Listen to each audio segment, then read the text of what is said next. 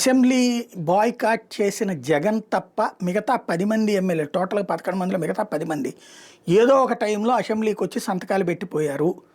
ఇది తాజాగా తేలిన లెక్క. పెద్దిరెడ్డి రామచంద్రారెడ్డి సెషన్లో 1లో 3 రోజులు, సెషన్ 2లో 2 రోజులు, సెషన్ 3లో 1 రోజు వచ్చినట్టుంది. పెద్దిరెడ్డి ద్వారకానాథరెడ్డి సెషన్ 1లో 3 రోజులు, సెషన్ 2లో 1 రోజు, సెషన్ 3లో 1 రోజు. బూచేపల్లి శివప్రసాద్ రెడ్డి సెషన్ 1లో 3 రోజులు, సెషన్ 3లో 1 రోజు. తాడిపత్రి చంద్రశేఖర్ సెషన్ 1లో 3 రోజులు, సెషన్ 3లో 3 రోజులు.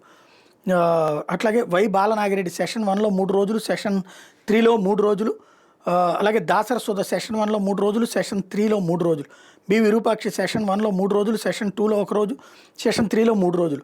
మత్స్యరాజ విశ్వేశ్వరరాజు సెషన్ 1లో 3 రోజులు, సెషన్ 3లో 2 రోజులు. సెషన్ ఆయన వెళ్ళినట్టు. రేగం మత్స్యలింగం సెషన్ 1లో 3 రోజులు, సెషన్ 3లో 3 రోజులు. ఆకేపాటి అమర్నాథ్ రెడ్డి సెషన్ 1లో 3 రోజులు, సెషన్ 3లో 2 రోజులు వీళ్ళు అటెండ్ అయ్యారు అన్నట్టు. ఇక్కడ లోపలికి అటెండ్ అయినట్టు కాదు, ప్రశ్నోత్తరాలకి ప్రశ్నలు ఇవ్వడానికి అసెంబ్లీలోకి వెళ్ళినా సరే సంతకం పెట్టినా లోపలికి వెళ్ళాలి. అది ఆటోమేటిక్గా అటెండ్ అయినట్టే రికార్డు ఉంటుంది. సభ లోపలైతే కూర్చుని మాట్లాడలేదు కదా. కాకపోతే దీన్ని ఒక గందరగోళం చేయడానికి ఇది ఎట్లా చేయొచ్చా లేదని ఎథిక్స్ కమిటీ మీటింగ్ అవుతుందట.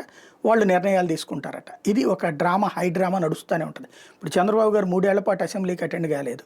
మరి ఆయన ఏమైనా సస్పెండ్ చేశారా, లేకపోతే ఆయన తొలగించారా, లేకపోతే అంతకుముందు ఎన్టీ రామారావు గారు 5 ఏళ్ల పాటు అసెంబ్లీకి అటెండ్ కాలేదు, మరి తీసేశారా?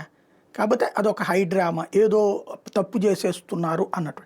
బాయ్కాట్ చేశారు. బాయ్కాట్ రైటా రాంగ్ అన్నటువంటి పబ్లిక్ డిసైడ్ చేస్తారు. బట్ ఇందులో రోజు ఒక మీడియా కోసం డ్రామాలు అనేది అవసరం అనేది ఆలోచించుకోవాలి.